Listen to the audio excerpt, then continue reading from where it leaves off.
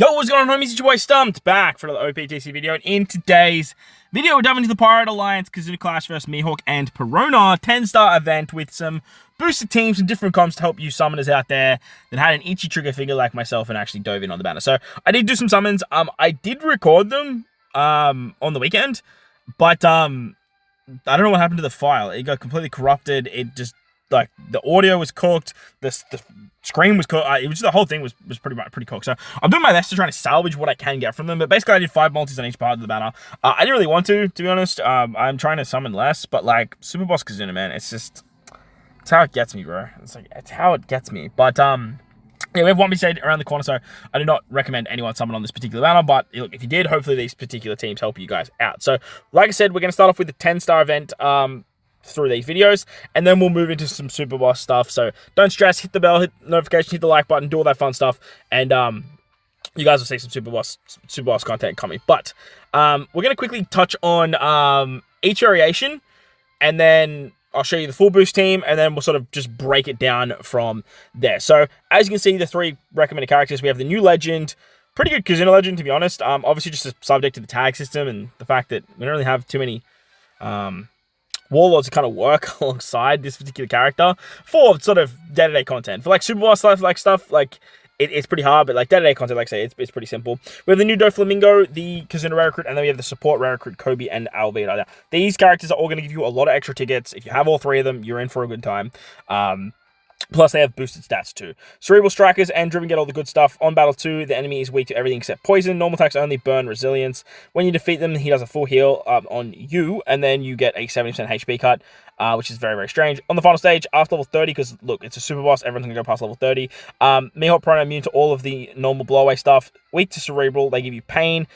Full immunity except poison, normal attacks only, nullified damage, 10 turns recovery bind, 6 turns attack down, 3 turns slot barrier, 10 turns to defense up, and if you poison the enemy will remove the poison, but will also remove the damage nullification, which is actually pretty damn handy. So the full boost team looks like this. Now, obviously, Crocodile and Robin, or Mr. Zero, Miss All Sunday, whatever you want to call them, they are a captain shift unit. So the idea of this particular character is you want to start in the middle left and then captain shift into captain. The problem with this is bringing friend captains is fucking annoying, and having a friend captain is you just literally lose this whole part of the passive here. And to get like the super type, all that fun stuff, you need to captain shift with them. So kind of makes it a little bit hard. So ideally what we're going to do is start with them in the middle left-hand column.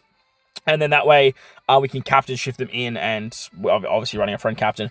Doflamingo as a captain is actually pretty interesting. He has a ability where if you are captain, you get special bind removal. And then if with his special, it says that if he was the captain at some point, then you actually increase crew slot effects and damage dealt effects by 0.4, which literally applies to his particular special. So that's actually a lot of fun. And then you got Alvida and Kobe. Alvida and Kobe, they're not really great on teams. They're a support rare recruit, so just be mindful of that. But obviously they do give more tickets. Their special just basically removes burn. That's essentially all it does. So really good substitute for Alvida and Kobe is this particular Sabo. I really want to include him on this particular team just to sort of showcase that. He also removes burn, and he gives you 3 turns of cerebral territory. So if you guys do not have the Alvida and Kobe unit, like if you are running this, the team is pretty much going to function exactly the same, and you can just find an easy substitute for Alvida and Kobe. Just pretty nicely. So breaking down the content, as you can see on turn 2, there's burn and resilience. So you just want to use the Alvida Kobe and then just use the captain shift of do you need to use captain shift? Probably I can say that to the final stage. But if you just use the special of the friend captain, you can just get the poison off, which will just bypass the resilience, which will basically just kill there. You'll get color affinity, I believe, as a captain for Robin and Crocodile, and then yeah, like I said, they've got super effective kills all types they should kill. On the final stage, your Robin and Crocodile will get rid of the 10 turns of defense up. Your Shanks will remove the slot barrier, but look, you could actually just like break through it because Kobe and Alvida just give you deck slots, but Shanks is just going to remove it. The captain shift of Robin and Crocodile can also remove 2 turns of this as well, which is pretty nice. And then for the nullified damage, if you poison the enemy, you just remove that too. Your captains remove the pain debuff, so that all works out pretty hunky-dory. And from here, you're pretty much good to go. So like I said, if you guys don't have Alvida and Kobe, super easy. Just like don't even need to bring them. you have Sabo there. Sabo is going to work absolute wonders. If you guys are looking for another attack down remover to replace something like Doflamingo, perfect and easy substitute is something like Nami and Karina. You also have something like this particular Mihawk, who is very, very good too. Mihawk being a warlord just helps for the team. He actually gives increased damage taken as well, so it's not that big of a deal. But if you guys are missing something like Doflamingo, then you realistically don't need to do the Doflamingo thing, because you can just literally use Mihawk. So that's always fine. Now, if you guys have Doflamingo and you guys do not have the the crocodile and Robin unit, this is where things are going to get a little bit tricky. Now, if you guys don't have like Doflamingo as captain, like Doflamingo as captain is really good because you can obviously remove special bind. But you just have Sabo that can also do that. Sabo, it's like, again, they just keep boosting Cerebral, so like Sabo is just so fantastic. But if you guys don't have Robin and Crocodile, without Robin and Crocodile, like things are gonna get like very, very challenging. And the reason that is because ideally you want to find a way to bypass this second stage with resilience and burn and all that fun stuff.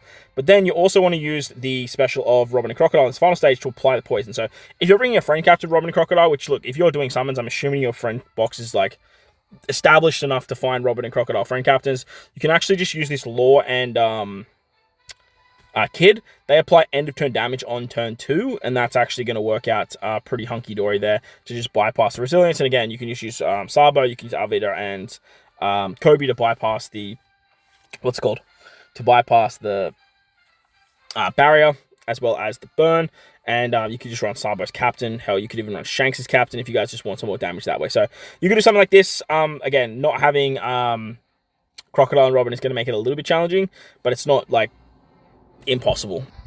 However, if you just have Robin and Crocodile, you can do something like this. Again, Sabo removes the burn. Mihawk removes the attack down. Shanks is here as a captain to remove the barrier now. We have Uta and Mihawk to trigger the EX of Shanks. You can just bink that on turn 2, just literally because free damage, why not?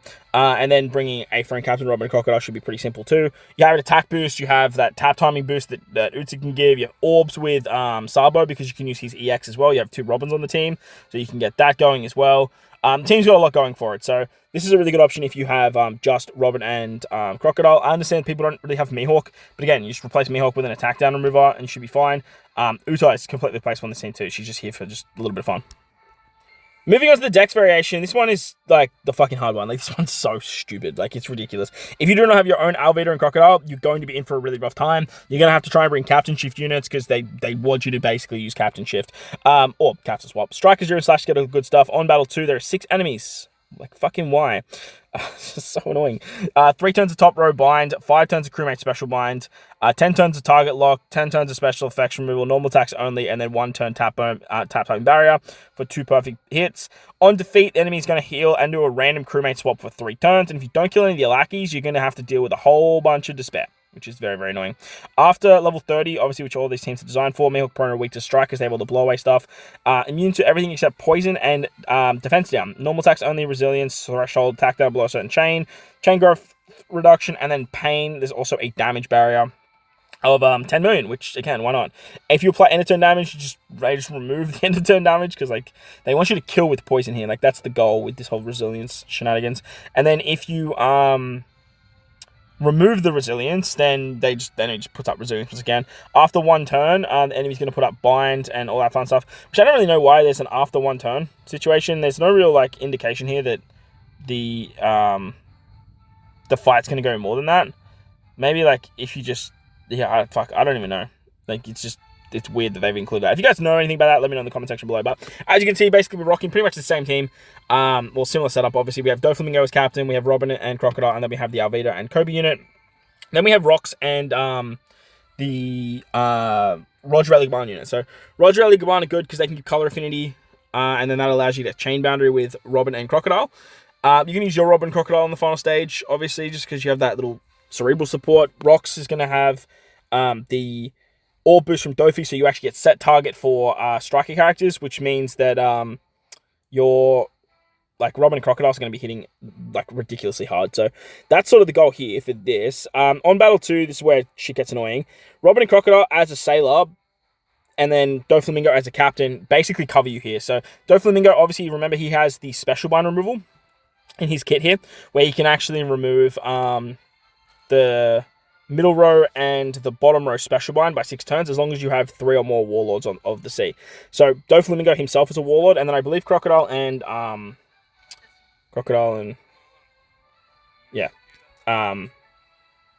Robin, they're also warlords, so therefore you have the 3, so you just get the full board of special bind removal.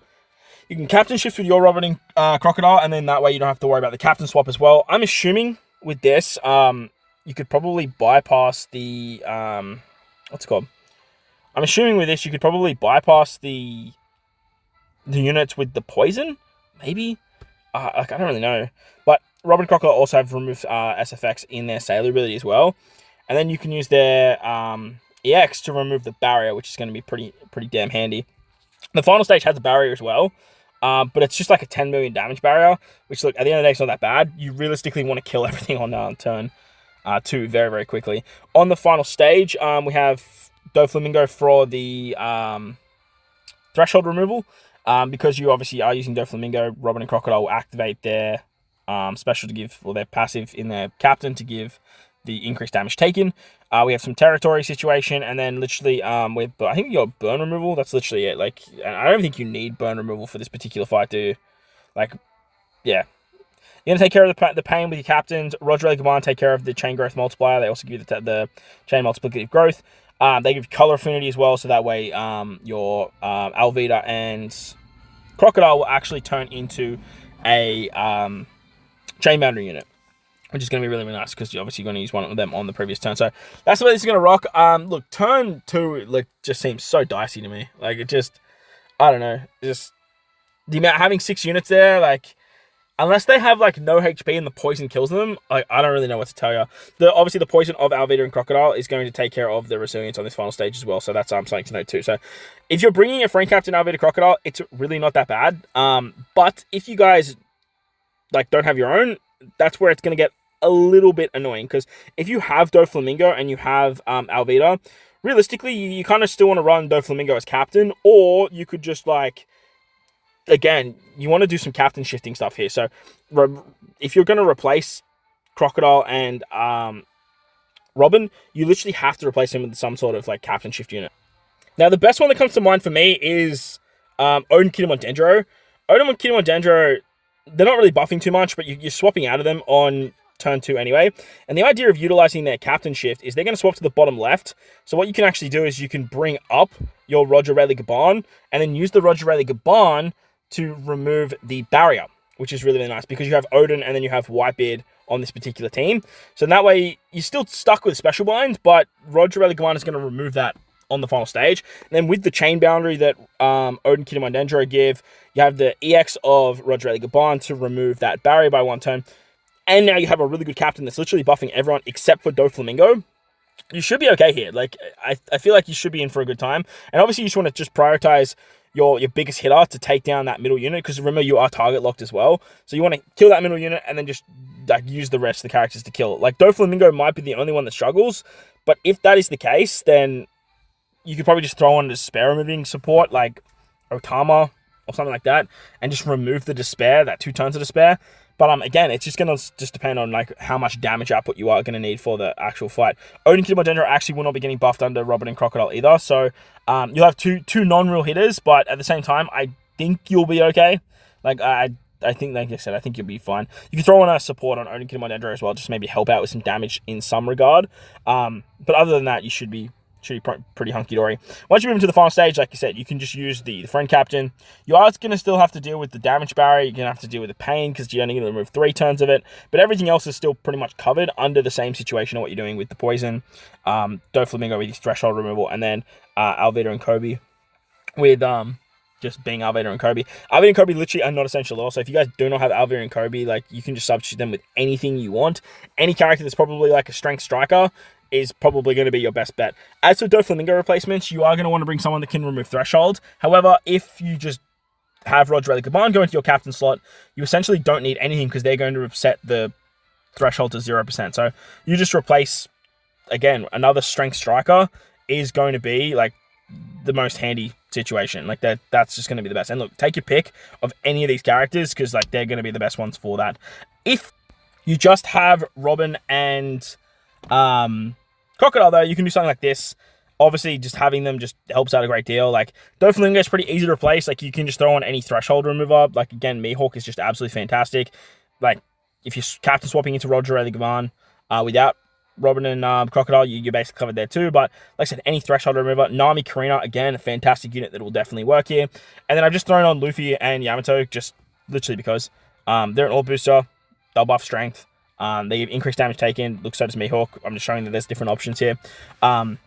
Because Kobe and Albedo literally just don't do anything. Like, it's just absolutely wild. So, remember, you will get the special wind on your Robin and Crocodile. So, you can't really realistically use your Robin Crocodile on turn 2. But what you can do is, like I said, you can use the EX of the Roger unit to remove the barrier once again before you captain shift out. Luffy's basically just here for the Roger Ray Gaban EX. So, yeah. Moving into turn 2, you can just use the EX of Roger Ray Gaban, captain shift out with Robin and Robin and Mihawk. No, Robin and Crocodile. Man, that was I butchered that. And then you can just use the friend captain, Robin and Mihawk on. Wow, Robin and Mihawk. Robin and Crocodile on turn 2 to help you take down that stage. Because remember, you are going to want to have to kill all those particular characters. Once Robin and Crocodile become captain, like everyone's boosted here. You can swap with Luffy and what's her name, Yamato. Get some color affinity on that stage as well. Then you can just bink off like a chain boundary unit for Robin and Crocodile too. So should be able to kill them fairly nicely. And once you get into the final stage, you're basically covered at all ends. So hopefully the boost teams helps you guys out in some way or some fashion if you guys did some summons. Let me know if you guys did summon in the comment section below. And best of luck in Kizuna because obviously this is a super boss and it is a bit of a doozy. So stay tuned to the channel for super boss content. But like button, hit the subscribe button, do all that good stuff. Most importantly, wherever you guys are in this beautiful world, please remember to enjoy the rest of your day. As always, homies, thank you all for watching and I'll catch you on the next one.